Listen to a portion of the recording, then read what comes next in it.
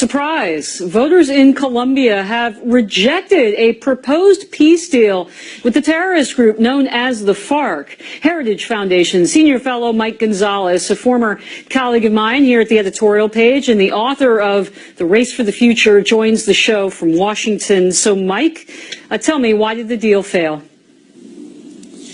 Well, I think the rank-and-file Colombians, and hi, Mary, thanks for having me on the show. Many rank-and-file Colombians just believe that the FARC, very cruel Marxist guerrillas who killed innocent Colombians in very cruel fashion for many decades, that they had been given a deal that was too sweet by the president, Juan Manuel Santos. And this deal was worked out in Havana under the auspices of the Castros.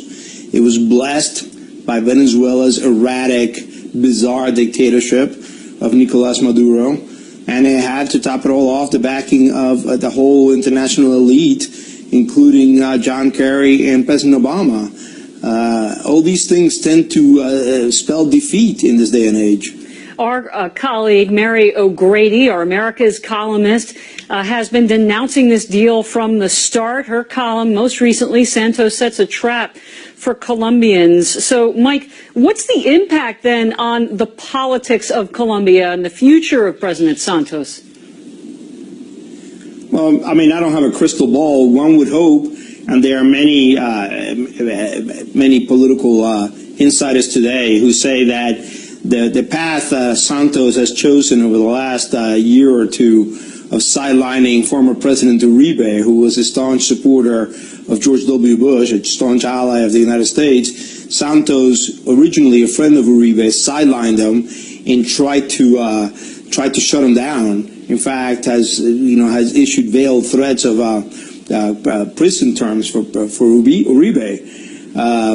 So I think, and Uribe has been a very strong antagonist of the peace deal. I think if Santos brings in President Uribe and his people and come out with a different proposal to the guerrilla rebels, one that is not as sweet, one does not guarantee seats in the Congress, one does not guarantee that none of them are going to go to prison, I think maybe there's a chance.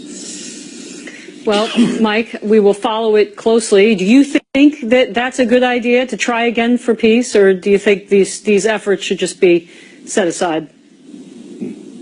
I don't think Colombians voted against peace.